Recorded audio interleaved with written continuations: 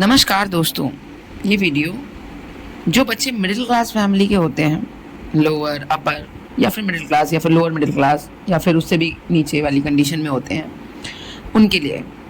उन बच्चों का इससे कोई लेना देना नहीं है जो रिच एफ्लुएंट क्लास से हैं, और क्योंकि वो इस समस्या से रिलेट नहीं कर पाएंगे, ये समस्या उनके साथ आती नहीं है।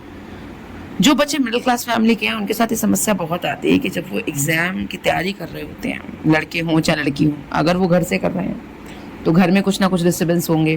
ठीक है, जैसे जैसे एग्ज़ाम पास आएगा, कोई ना कोई चीज़ ऐसी जो होगी जो आपको डिस्टर्ब करेगी। किसी मेहमान का आना, किसी का कुछ कह जाना, किसी से बहस हो जाना, या किसी भी चीज़ का आप पार्ट बन जाएंगे।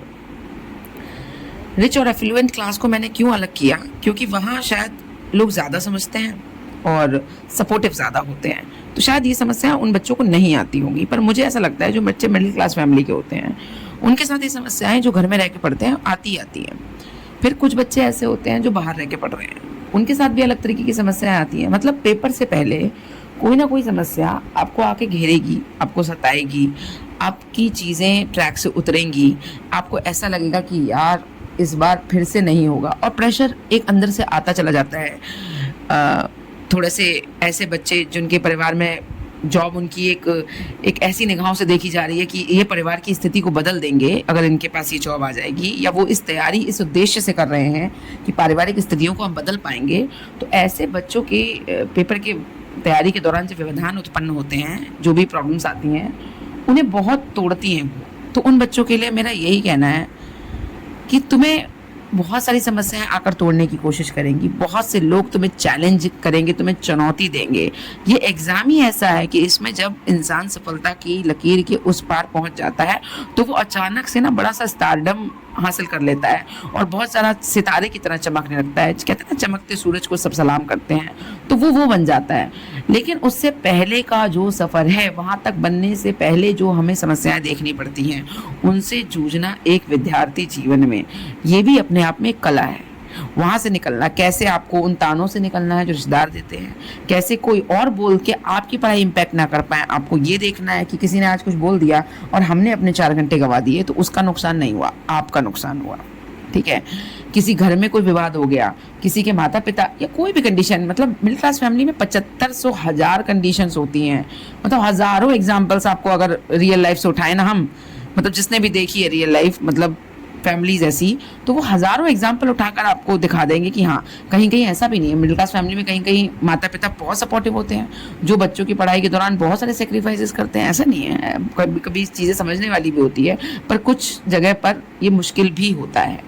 देखिए, परिवार को हम नहीं छोड़ सकते ना। परिवार अच्छा हो ना समझे, चीज़ें चल रही हों या ना चल रही हों, हमें तो साथ लेकर ही चलना पड़ेगा ना, किसी चीज़ के बिना नहीं चल सकते। बच्चे भाई, खुशियाँ हासिल भी करोगे तो किन के लिए, आखिर मेहनत कर किन के लिए रहे हो? माँ बाप के लिए, परिवार के लिए।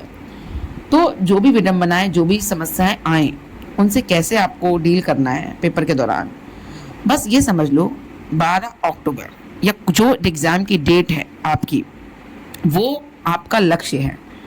उस तक अपने आप, उस दिन तक अपने आप को कूड़ा कर देना है। कूड़ा कर देना है। कूड़ा कर देने का मतलब समझ रहे हो? न दिन देखना है, न रात देखना है, न किसी की बात सुननी है, न किसी के सवालों का जवाब देना है।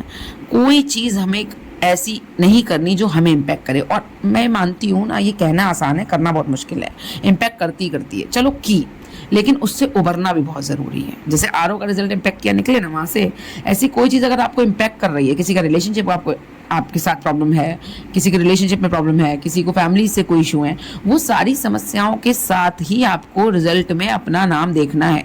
आपको क्या लगता है एक दिन कोई ऐसा आएगा जिस दिन ये सारी समस्याएं हट जाएंगी और आप बिल्कुल ऐसा पढ़ने लग जाओगे कि नहीं आज तो गैर? वो बहुत कम दिन होते हैं जिस दिन आपका मूड भी अच्छा हो, सारे नक्षत्र ग्रह सब एक लाइन में आके आपको पढ़ाने के लिए लग जाए, है ना। तो चीज़ें चलती रहती हैं, ये लाइफ है, and problems are the part of life.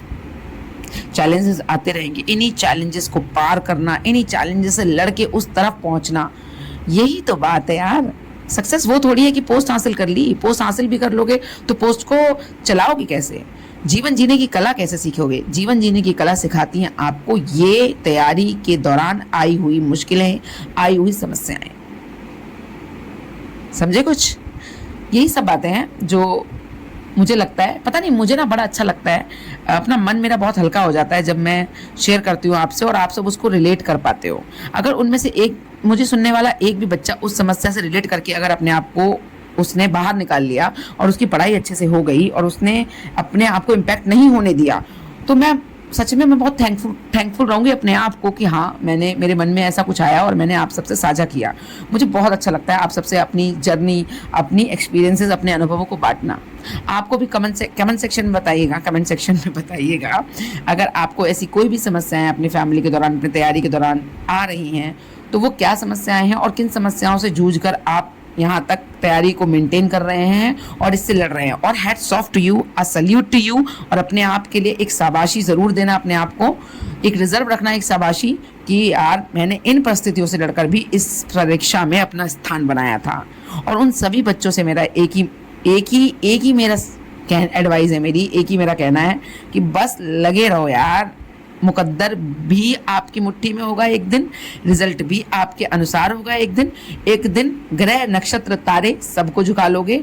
बस लगे रहना है, जब तक हिम्मत जवाब नहीं देगी, जब तक आपकी हिम्मत जवाब नहीं देगी तब तक आप लगे रहिए। All the very best.